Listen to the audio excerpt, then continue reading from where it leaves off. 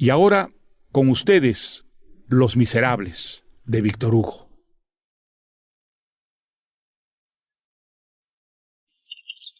Necesito un lugar donde dormir. Tengo dinero. Acá no hay sitio, señor. Buenas noches.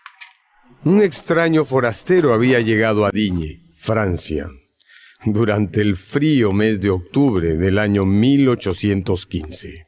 Era un robusto hombre, de mediana estatura, como de 46 años, totalmente cubierto de sudor. Llevaba una vieja blusa gris, hecha jirones, remendada en una de las mangas con un pedazo de paño verde. Cargaba a la espalda un morral de soldado. Todas las puertas se le cerraban al viajero, porque tenía un aspecto poco confiable, por decirlo menos. Llevaba ya varios días de caminata y no parecía hombre de ninguna riqueza. No hay espacio. No hay espacio, váyase. Que por suerte... Adelante. Está abierto.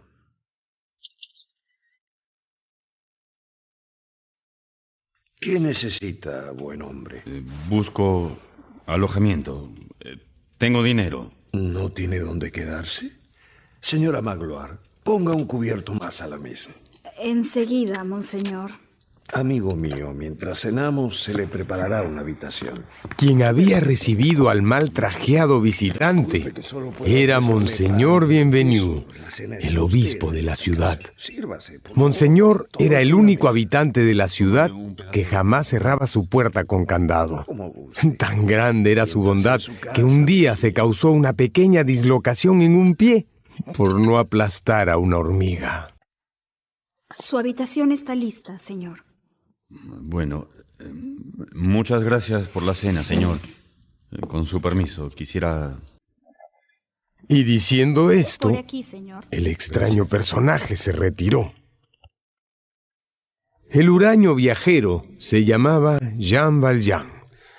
Había sido podador en el pueblo de Faverolles, pero un invierno cruel, el pobre hombre se quedó sin trabajo y fue empujado por la necesidad a robar un pan.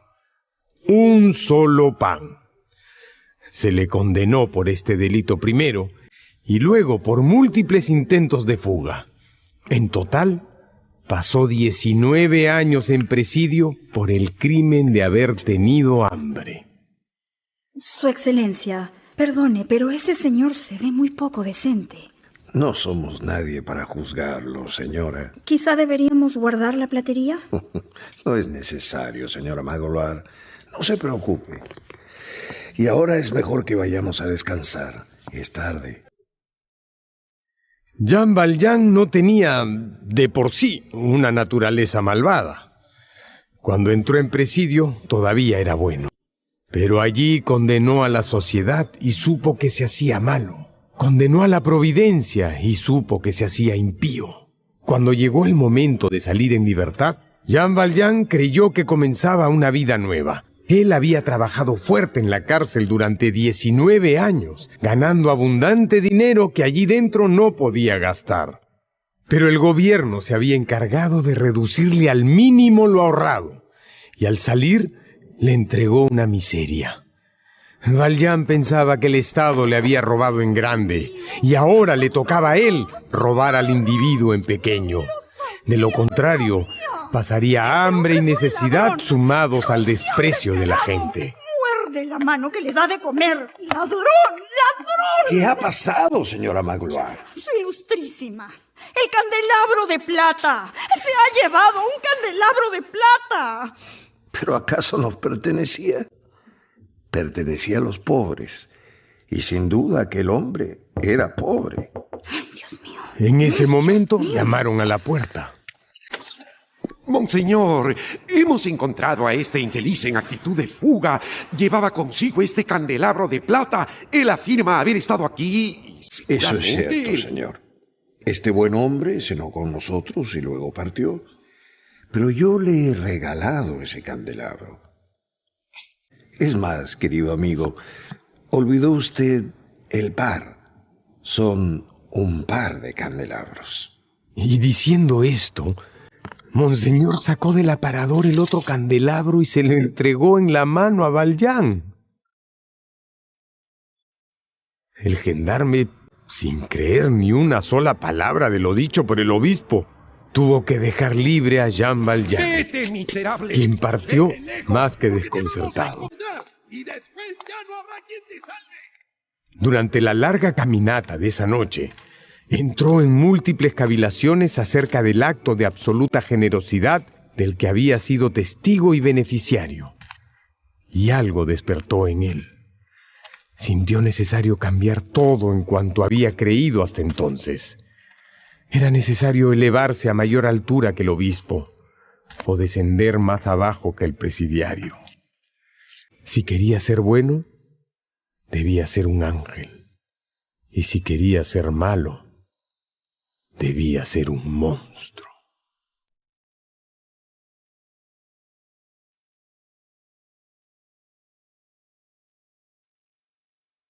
Dos años pasaron a partir de esa fecha y Valjean se convirtió en un hombre nuevo. Se instaló en una ciudad apartada, donde se inició en la industria de las joyas de fantasía. Usando un nuevo nombre, se hizo llamar el señor Madeleine. Llegó a tener una gran fábrica, donde empleaba a todos los que necesitaran trabajo. Se había convertido en un forastero magnánimo que llegó a ser, pues nada menos que alcalde de la ciudad. Un día, el señor Madeleine encontró al inspector de policía Javert, que venía hacia él forcejeando con una mujer. Esta prostituta que se hace llamar Fantina ha atacado a un hombre decente. ¡Quieta! ¡Suélteme! Así que usted es el alcalde. ¡Desgraciado! ¡Echar hacia la gente, maldito! ¿Pero qué dices, mujer? ¡Lo sabe bien, malnacido! ¡Me despediste de tu fábrica! Dicho esto, escupió en el rostro. Más respeto, cretina. ¡Miserable! ¡Me dejaste sin trabajo! ¿Cómo voy a mantener a mi Cosette?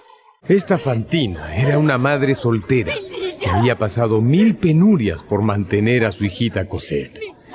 Había tenido que dejarla en una posada en Montfermeil con los esposos Thenardier, ¿Y ahora qué voy a una hacer? pareja de viles mercenarios que habían decidido ganarse unos francos disque cuidando de la niña. Yo no tengo nada. Después de dejarla allí, Fantina se había empleado en la fábrica del señor Madeleine, Queda ni el pero honor. había sido despedida por razones injustas por un capataz. El alcalde nunca lo había sabido. Mira lo que me he convertido por tu mezquindad. Desempleada y muy pobre, se había visto obligada a vender sus hermosos cabellos rubios y luego, pues, a venderse ella misma. Yo no sé quién te arrebató tu trabajo, mujer, pero no debes padecer más. Vendrás conmigo y yo enmendaré ese daño. Yo Pero, señor, con usted. De lo que se le acuse, sé que ella no es la culpable. Pero yo... Y diciendo esto, el señor Madeleine partió con Fantina, quien no salía de su asombro. hay algo muy extraño en este hombre. El inspector Javert era un hombre muy apegado a la ley, por lo que no consentía que alguien fuera perdonado así como así. Tenía además una especie de corazonada con respecto al señor Madeleine. ¿Y su rostro? ¿Dónde lo he visto antes? Una tarde, el inspector se apareció de improviso en el despacho del alcalde. Vengo a solicitar que se me destituya de mi cargo, señor Madeleine. ¿Qué dice, inspector? Debo ser destituido porque soy espía. ¿Espía? ¿A quién ha estado espiando, Javert? Pues a usted, señor alcalde. El rostro de Jean Valjean, o mejor dicho, del señor Madeleine, se puso rígido y sus mejillas perdieron el color. ¿A mí? Debo confesar, señor Madeleine, que pensé que usted había falseado su identidad y que en realidad es un expresidiario de Tolón al que conocí hace muchos años, un tal Jean Valjean. ¿Qué lo hizo pensar eso? El parecido de su rostro. La misteriosa manera en que usted llegó a esta ciudad y se hizo alcalde sin haber dado a conocer absolutamente nada de su pasado. ¿Y por qué buscaba usted a ese Valjean? Se le acusa de haber robado en la casa de un obispo. Comprenderá, señor alcalde, que ese hombre, pues, debe ser sancionado. Pero ahora sé que usted no es él, pues se ha encontrado al verdadero Jean Valjean. Está siendo enjuiciado en Arras, y yo iré a comparecer como testigo mañana mismo. Esa tarde, con los pensamientos revueltos y el corazón estrujado, Jean Valjean fue a su casa a ver a Fantina, a quien el frío y la tristeza habían postrado en cama. Pronto te recuperarás, Fantina. No debes preocuparte. Ahora estás a salvo. Yo solo quiero ver a mi Cosette. Señor Madeleine, se lo suplico. Tráigamela. Sí, te prometo que tan pronto sea posible iré a buscarla yo mismo. Gracias. Fantina cerró los ojos agotada y Jean Valjean salió de la habitación. Muchas ideas recorrieron la mente de Jean Valjean esa noche. ¿A la cárcel otra vez? ¿Qué hacer? Jamás. Ir a Arras y salvar al inocente inculpándose a sí mismo. Ignorar todo y continuar sus obras benéficas, dejando sufrir a otro. Y siempre caía en el mismo dilema. ¿Qué puedo hacer? ¿Permanecer en el paraíso y ser un demonio? ¿O entrar en el infierno y ser un ángel? Jean Valjean pasó casi toda la noche en vela pensando, pero había pedido un carruaje para las 4 de la madrugada. ¿A dónde iría? ¿A buscar a Cosette para entregársela a su madre? ¿A Arras para revelar su verdadera identidad?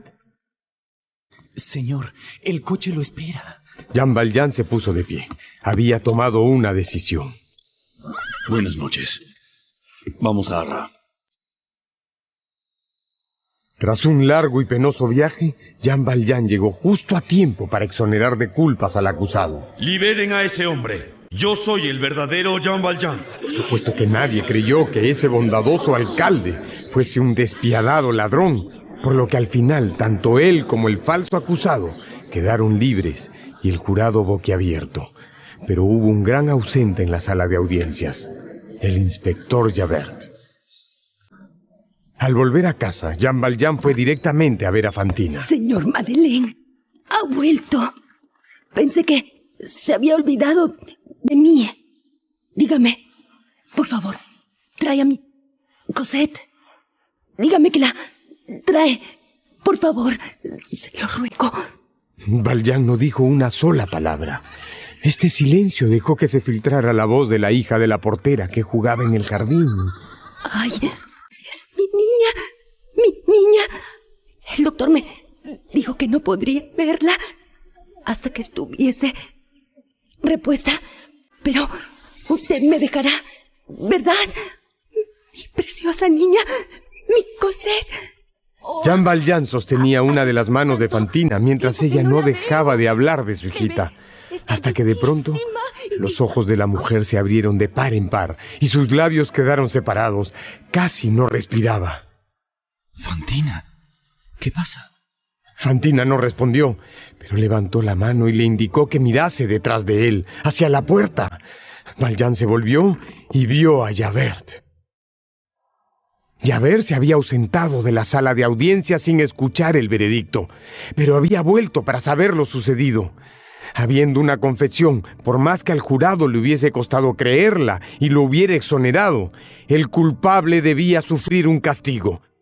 Valjean, pensaste que podrías engañarme. Vengo de Arras. Señor Madeleine. No es el señor Madeleine. Este no es más que un vil ladrón y su nombre es Jean Valjean. Señor. ¡Calla! Madeleine. Este hombre... ¡Calla, mujer! ¿Está diciendo? ¡Calla, infeliz! ¿Qué infierno de país es este donde los presidiarios son magistrados y las mujeres públicas son cuidadas como condesas? Estás arrestado, Valjean. Fantina se apoyó sobre sus brazos y se incorporó como para decir algo. Miró a Valjean, miró a Javert Y luego un ronquido salió del fondo de su garganta. Chocaron sus dientes, extendió los brazos y se desplomó sobre la almohada. Estaba muerta. Jean Valjean volvió a presidio, pero esta vez no por mucho tiempo. Una tarde estaban los reos en el puerto cerca de Tolón, reparando un navío viejo por orden de un oficial, cuando un hombre resbaló del estribo del buque y quedó colgado de una cuerda. Era casi seguro que caería al mar y moriría. Pero entonces un presidiario de barbas largas lo salvó. Ya habrán adivinado de quién se trata. Pero salvada la víctima, el salvador cayó al mar y se le dio por muerto sin haber hallado su cuerpo. Jean Valjean inició viaje y con el tiempo llegó a Montfermeil. Estaba en el campo. Venía de enterrar una caja llena del dinero ganado en el negocio de las joyas de fantasía, que había conseguido ocultar todo el tiempo, sujetando los billetes con una liga debajo de sus medias. Y entonces... ¿Qué haces, niña? ¿Necesitas ayuda? Se había encontrado con una pequeña que llevaba un cubo de agua inmenso que casi no podía cargar. Debo llevar agua a la posada, buen señor. Precisamente busco dónde dormir. Yo llevaré el cubo y tú me guiarás a la posada. Y así, en silencio, caminaron hasta una casa con un portón viejo y una enorme cantina llena de borrachos jugando a las cartas. ¿Cuánto cuesta la noche? 20 sueldos. Valjean puso sobre la mesa una moneda de 5 francos, 5 veces más de lo que pedía el posadero. Los ojos del hombre saltaron. Cualquier lugar donde pueda acomodarme estará bien. Tenemos una habitación especial, señor. El posadero se encargó de averiguar con mucha maña que el forastero mal trajeado era en realidad un hombre rico. Son 10. Y le exprimió bien los bolsillos. No, 15 francos por la cena. Este astuto bribón era nada menos que el mercenario Thénardier, quien atendía la posada con su esposa y sus 2 hijas. ¿Cuál es tu nombre, pequeña? Y Valjean pronto descubrió Me llamo Cosette. que la niña del cubo de agua era la pobre Cosette, la hija de Fantina, a quien los malvados esposos habían convertido en su sirvienta. Pasaron unos días hasta que Valjean dijo: Quiero llevarme a Cosette. ¿Qué? Pero... buen señor, usted sabrá que la niña, pues, es como una hija para nosotros. No será fácil desprendernos de ella. Y además, su madre, quien la abandonó, tiene muchas deudas pendientes con nosotros. Y pues... Thénardier se las arregló para que el extraño viajero le ofreciera 1.500 francos. Muy bien, señor, muy bien. Y lo dejó partir con la pequeña Cosette. Huyendo de la ley y también de los ladrones de caminos, Jean Valjean y Cosette terminaron refugiándose en un convento de monjas de claustro, donde Jean trabajó como jardinero y Cosette inició su educación. Padre, ¿puedo jugar con mi muñeca allá junto a los manzanos? Está bien, Cosette, pero abrígate, por favor. Ya lo creo, Cosette padre. pronto olvidó su infeliz pasado y comenzó a decirle papá a Jean Valjean. Él, por su parte, comprendió que había encontrado un ser a quien amar. Véase pues cómo 2 desgracias entrelazadas pueden producir una gran felicidad. Pasó el tiempo, y unos años después, cuando Cosette terminó su educación en el convento, Jean Valjean decidió que era momento de partir. Y se instalaron en una casa de la calle Lafitte, en París. Esta tarde saldremos de paseo, Cosette. Qué lindo, papá. Iremos al Parque Luxemburgo. Son jardines muy hermosos. Y así fue. Y tanto disfrutaron del paseo, que pronto se volvió una costumbre. Y en una de esas muchas caminatas, como era de esperarse, algo sucedió. ¿Quién es ese joven? Mira hacia acá demasiado. ¿Será un espía? No puedo poner en riesgo a Cosette, no puedo. Pero no era un espía. Su nombre era Mario Pontmercy, un muchacho de espesos cabellos negros, frente ancha y mirada franca. Era un joven idealista, de convicciones republicanas. Él estaba convencido de que la monarquía condenaba al hambre al pueblo francés. Y por sus ideas había abandonado la casa de su abuelo, quien era gran admirador del rey. Sin apoyo de su familia, Mario había acabado sumido en la pobreza. Pero además de ser político, Mario era un gran soñador. Dios mío, qué hermosa es. Pero, ¿ese hombre que la lleva del brazo será su padre? ¿Su abuelo? Después de esa tarde, padre e hija no volvieron más al Parque Luxemburgo, dejando al joven solo y perdidamente enamorado. Padre, ¿no iremos esta tarde? No, hija. Y ya no volveremos más. Bueno, como tú digas, padre. El tiempo hizo lo suyo.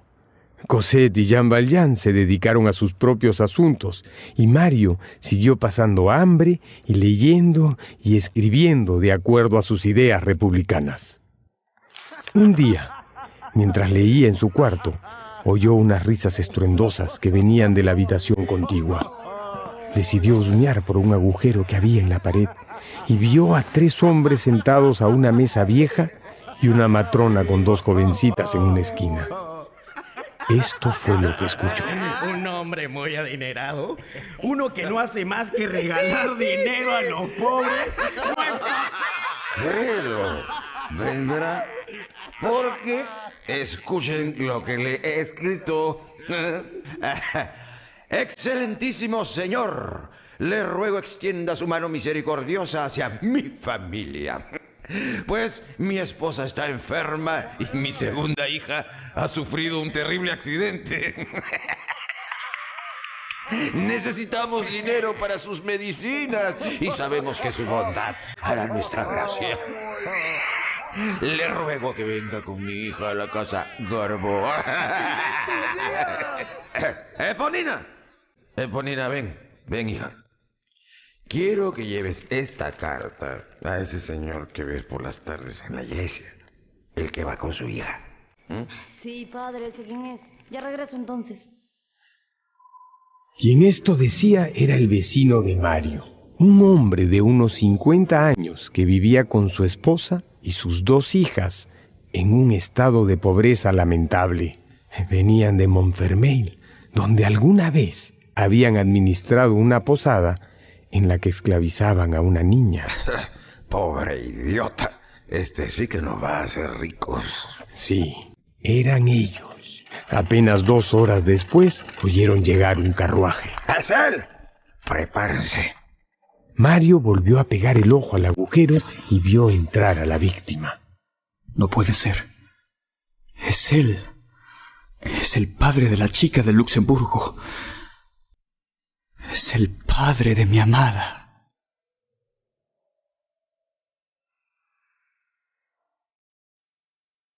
Mario estaba dispuesto a irrumpir en ese cuarto infestado de maleantes con tal de salvar al padre de su amada. Los bribones lo habían sorprendido segundos después de entrar.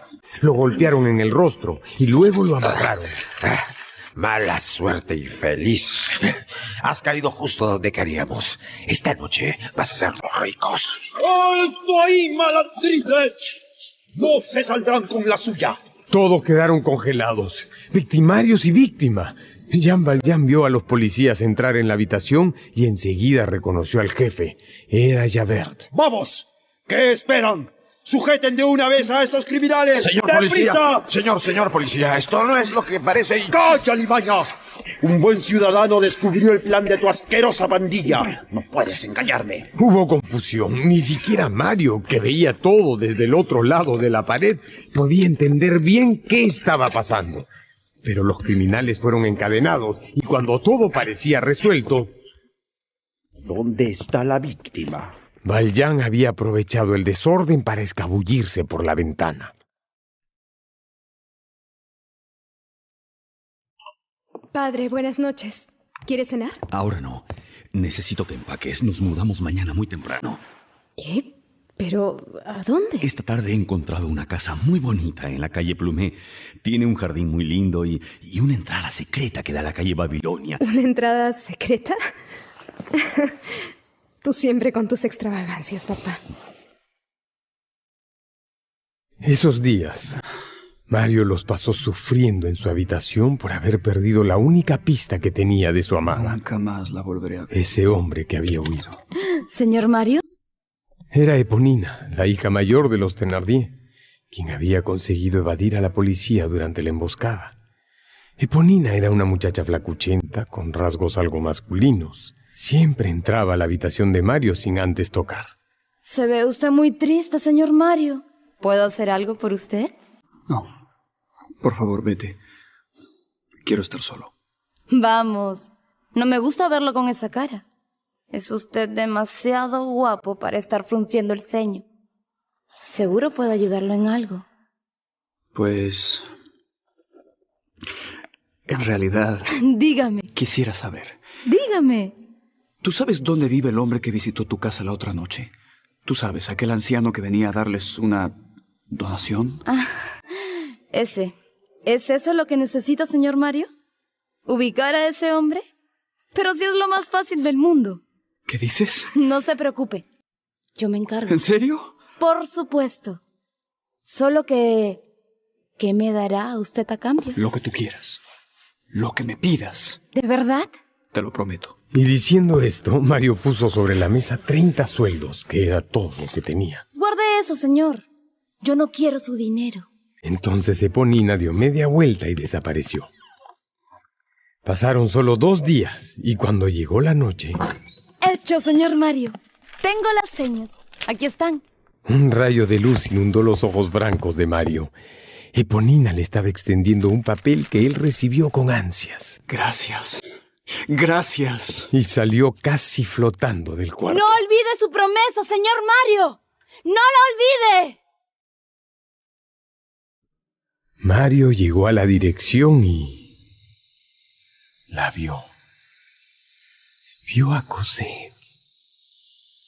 Ella estaba hermosa, sentada en una banca de piedra en su jardín. Él la miraba a través de las rejas que separaban el jardín de la calle. De pronto... ¿Quién anda ahí? Buenas noches. Mario trató de esconderse lo mejor que pudo. La tierna Cosette miró, no vio a nadie y, asustada, entró corriendo a su casa. Debo volver a verla. Mario estaba tan embelesado que traspuso la verja y se sentó en la banca donde había estado Cosette. Aún podía sentir su aroma. Sacó la libreta en la que escribía versos para su amada sin nombre y comenzó a adorarla una vez más sobre el papel. ¿Quién anda ahí? Mario se fue por donde había entrado, silencioso y veloz como un gato, pero olvidó su libreta. Al día siguiente, Jean Valjean partió de viaje. Cuando escaseaba el dinero, hacía viajes misteriosos que duraban 2 o 3 días. En fin, llegó la noche y Cosette se sentó nuevamente en la banca del jardín. ¿Qué es esto? Como cada tarde en los jardines de Luxemburgo, vi sus ojos grises y sentí que me estallaba el corazón. Fue el dolor más hermoso. Dios mío, es él. Está aquí. Ha venido por mí. Él ha... Perdóneme. Me recuerda. Nos veíamos en el Luxemburgo. Yo la miraba y usted me miró también. 2 veces. El 16 de junio y el 2 de julio. Ay, no. Cosette sintió que se desmayaba. Mario la tomó por la cintura y la ayudó a sentarse. Luego le tomó una mano y se la llevó al corazón. Yo la amo. ¿Usted me ama? Calla. Tú lo sabes. Las estrellas empezaban a brillar. ¿Cómo fue que sus labios se encontraron? ¿Cómo es que el pájaro canta? Que la nieve se funde, que la rosa se abre, que mayo extiende su fragancia, que el alba blanquea detrás de los árboles negros en la cumbre de las colinas. Un beso. Eso fue todo. ¿Cuánto te amo? No sabes cuánto pensé en ti. Fueron semanas de intenso romance. Se trataron con confianza al instante, con la inocencia de dos seres puros. Se veían todas las noches en el jardín, aun cuando Valjean rondaba por ahí. Se las arreglaban siempre para encontrarse. Y Cosette ya no cenaba con su padre y se pasaba contando los minutos para verlo. Pero Jean Valjean no era feliz. Sentía que su hija estaba como lejana. Y no entendía por qué. Entre los enamorados todo era maravilloso. Pero el destino trae siempre sus reveses, y una noche... Mi padre dice que debemos mudarnos. ¿A dónde? A Inglaterra. Inglaterra. Eso es demasiado lejos. ¿Cuándo? En 8 días. Parece que es urgente que partamos. No podré vivir sin ti, Mario. Tienes que venir conmigo. ¿Con qué dinero? No puedo hacerlo, Cosette. Soy muy pobre, tú lo sabes. Pero no puedo vivir sin ti. Debe haber algo. Algo. Sí, lo hay. ¿Qué es? No puedo decírtelo ahora, mi amor, pero mañana por la noche no podré venir. No quiero perderte, Mario. ¿Me juras que harás todo por nosotros? Te lo juro por mi vida. Porque si no puedo estar contigo para siempre, no habrá nada más para mí. Mario fue al día siguiente a buscar a su abuelo, el señor Gillenormand. Había resuelto dejar de lado el rencor que sentía por ese anciano que tanto había luchado en contra de su causa. Hijo mío, has vuelto. Ven acá, ingrato. Dime a qué has venido, dímelo. Vengo porque estoy enamorado, abuelo. Vaya. Y quiero pedirle permiso para casarme. ¿Quién es la afortunada? Su nombre es Cosette. Vive en la calle Plumet. He oído que es una joven muy bella. Sin embargo, es algo corriente. No está a tu altura, Mario, pese a cómo vives ahora por tus ideas.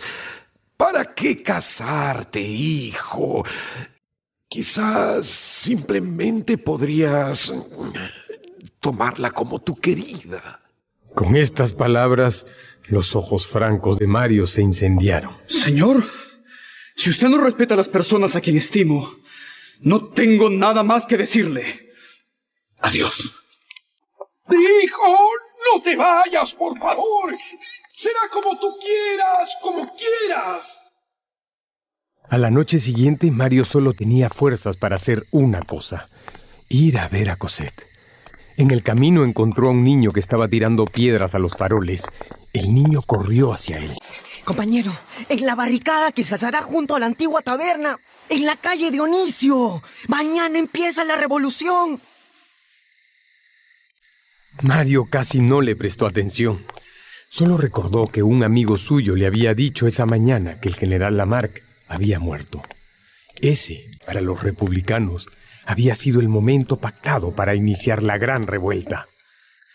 Cuando Mario llegó a la casa de la calle Plumet, se encontró con una terrible sorpresa. La casa estaba vacía, las luces apagadas. Entró al jardín, buscó una carta, una señal, algo. No había nada. Estaba desesperado, sin saber qué hacer, hasta que de pronto se acercó a él una sombra flacuchenta. Era Eponina. Señor Mario, sus amigos lo esperan en la calle Dionisio. La calle Dionisio. Allí cumpliré mi promesa. Si no puedo tenerla a ella, pues moriré. Por la mejor causa. Se enrumbó a la barricada de la calle Dionisio. Encontró al niño que había visto poco antes en la calle. ¿Cuál es tu nombre, pequeño? Me llamo Gavroche, pero no soy pequeño. Soy un ciudadano empuñando las armas. Los disparos se multiplicaban y la sangre comenzaba a teñir las paredes de las casas en este 15 de junio de 1830. ¡Avanzan! ¡Vamos! ¡Ponte en esa esquina! Mario da órdenes y voltea a uno y otro lado. Por eso, no se da cuenta de que un soldado se le acerca y apunta contra su cabeza con su fusil. Tampoco ve quién lo está empujando fuertemente a un lado haciéndolo caer. Mario escucha un disparo y ve cómo el cuerpo del soldado enemigo cae muerto. Dios mío, me has salvado. Señor Mario. Dios, eres tú. Eponina, ¿por qué? La verdad, creo que estaba un poco enamorada de usted. Estás herida, tú. Vine a entregarle esto. Y Eponina saca una carta de su bolsillo ensangrentado. Tuve celos. Por eso no se la traje antes. Lo siento. Pero... ¿recuerda la promesa que me hizo? Sí, la recuerdo. Pues ya sé lo que quiero. Quiero que apenas cierre los ojos, usted me dé un beso. ¡Se lo ruego! Lo haré, Eponina. Pocos minutos después, la joven comenzó a respirar pesadamente. Y luego expiró. Mario la besó. Luego cubrió su cuerpo con una tela negra. Tras unos minutos de ensimismamiento, Mario abrió la carta entregada por Eponina y empezó a leer. Mi adorado Mario, mi padre exige que partamos cuanto antes de Inglaterra, pero nos quedaremos unos días en el número 7 de la calle del Armado. Búscame ahí. Te amo. La calle del Armado. Pero él estaba ahí, en la barricada, y no podía salir. Debía permanecer con sus compañeros. Bien, compañero Gavroche. Quiero que lleves una carta a la calle del Armado. Es lejos. No puedo abandonar la barricada. Te lo suplico. Es muy importante. Tú podrás escabullirte con más facilidad porque eres más pequeño. A mí me liquidarían al instante. Pero mira, si lo haces, te daré un fusil a tu regreso en vez de esa pistola que ahora llevas. Está bien, lo haré. Debes partir ahora. Mario le entregó la carta que había escrito. Gavroche, que quería volver cuanto antes a la barricada para probar su nuevo fusil, no le entregó la carta a Cosette, sino a un hombre que encontró sentado a la entrada de la casa. Entréguele esto a la señorita. Debo irme, compañero. ¡A la lucha! ¡A la lucha! Quien estaba en la puerta era, pues, el mismísimo Jean Valjean, quien leyó estas palabras. Cosette, amada mía. Amada. He fracasado en mi intento de estar contigo. ¿Pero quién es? No podré unirme a ti de por vida. Ella ama. Por lo que cumplo con mi promesa y me encamino a la muerte. Está enamorada. Te amaré siempre. Mi Cosette. Adiós. Entonces comprendió todo. Comprendió los silencios y la barrera que meses antes había empezado a crearse entre él y su hija. Y sintió odio por aquel infame que había osado arrebatársela. Mucho odio. Pero aún con todo esto, Jean Valjean se puso de pie y sin decir nada a nadie, partió hacia la barricada. Con habilidad de expresidiario, Valjean consiguió llegar a la barricada sin mayor problema. Bienvenido, compañero. Vamos por aquí. Ya no queda mucha munición. Compañeros, yo traeré más. Los soldados muertos deben estar cargados. ¡Qué espíritu el de este niño! Alguien debe terminar con ese cerdo realista. Habían capturado a un enemigo. Valjean volvió a mirar la cara del prisionero y encontró los ojos de un viejo conocido. Era Javert. ¡Descuiden! ¡Yo me encargo de él! Valjean lo llevó a un lugar apartado de la calle. Le apuntó con el fusil y le dijo: Mi nombre es Jean Valjean. Soy el expresidiario de Tolón. ¡Maldito! ¡Y quiero que corras! ¡Vete! ¡Vete de aquí! ¿Qué? ¡Vete! Y si la vida nos reúne otra vez, sabrás quién soy. Podrás capturarme. Dicho esto, Valjean dio media vuelta y volvió a la barricada.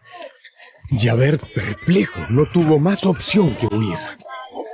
Valjean volvió para ver caer uno a todos los revolucionarios, incluido El heroico Gavroche. Si yo voy a perecer, será culpa de Voltaire. Cantaba una canción mientras recogía las municiones de los cadáveres. Si yo voy a perecer, será culpa de Voltaire. Y esquivaba las balas de los soldados realistas hasta que una lo alcanzó. Si yo acabo de caer, fue por culpa de Voltaire. Luego, si una bala me mató, y otra, culpa de Rousseau.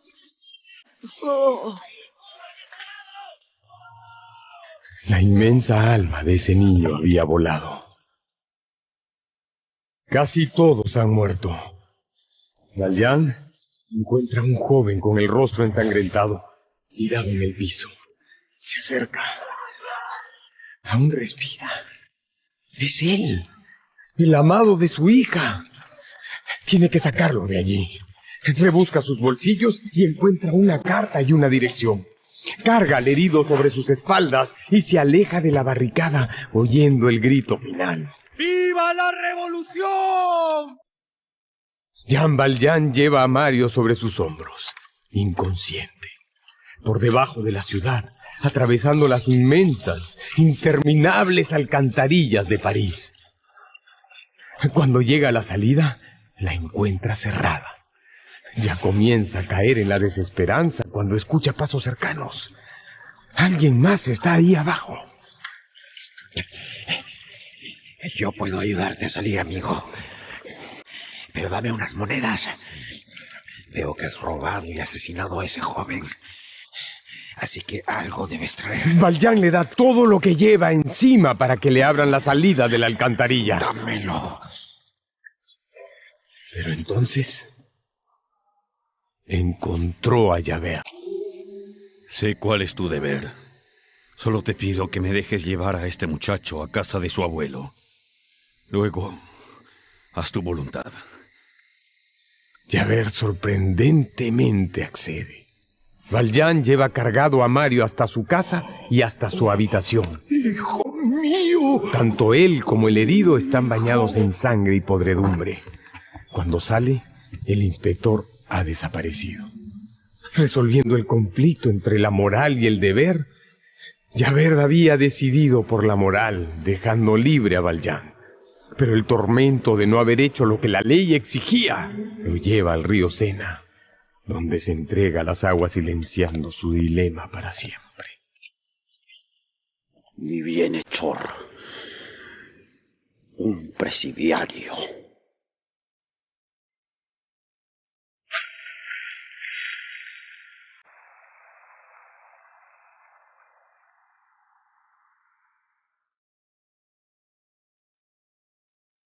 Han pasado algunos meses y Mario se ha recuperado como para que su abuelo le revele un dato importante. Eres un hombre muy afortunado, hijo mío. Un desconocido te salvó la vida. Te rescató cargándote por las alcantarillas debajo de media ciudad. Pero eres más afortunado aún porque tu amada, tu Cosette, es una muchacha dulce y buena. Si quieres casarte con ella, pues te doy mi bendición. La alegría de Mario no cabe en su pecho.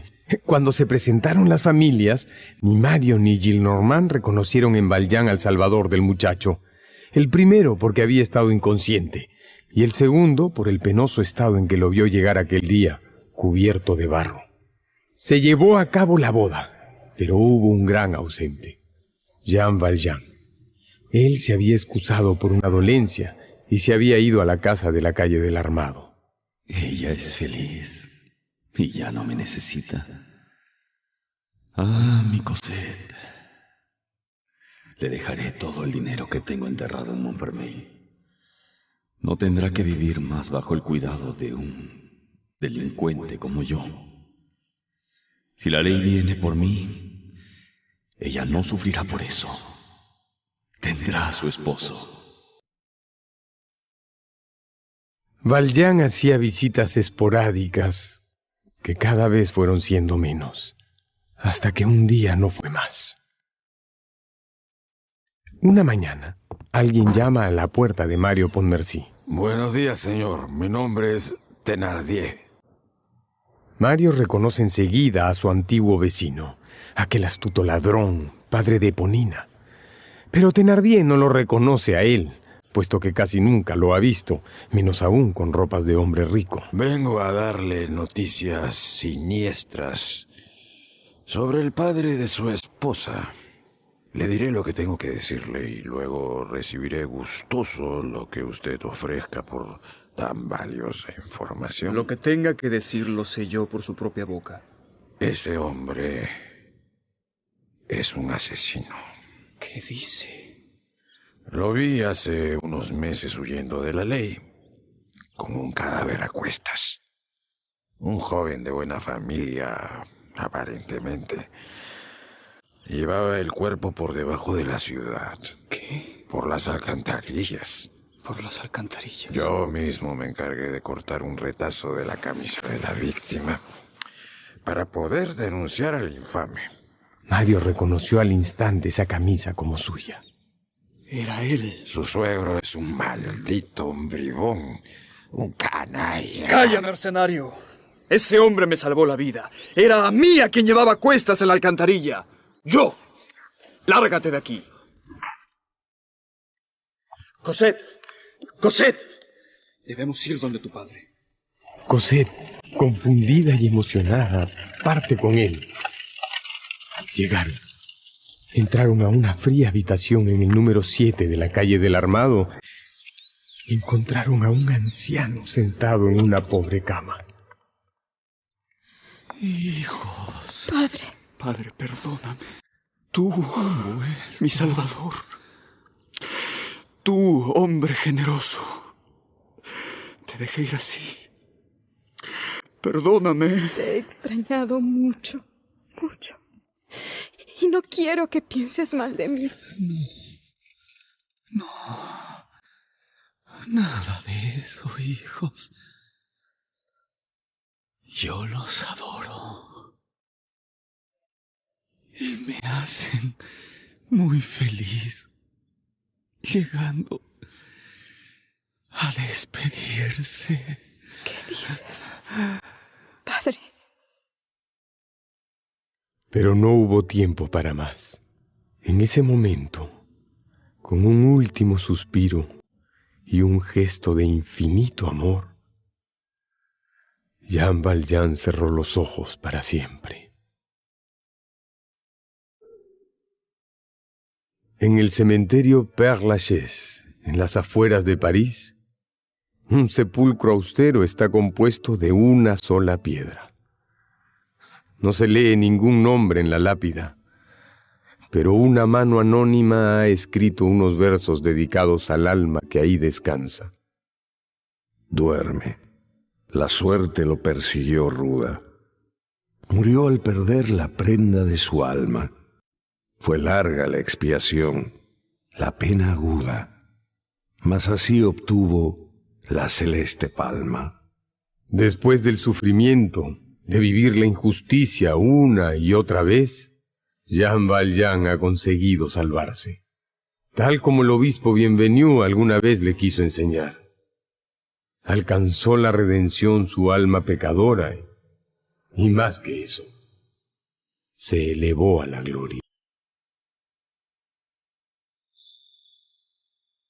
Gracias por escuchar conmigo Los Miserables, de Víctor Hugo, una de mis novelas favoritas. Tuvo el gusto de hablarles Mario Vargas Llosa.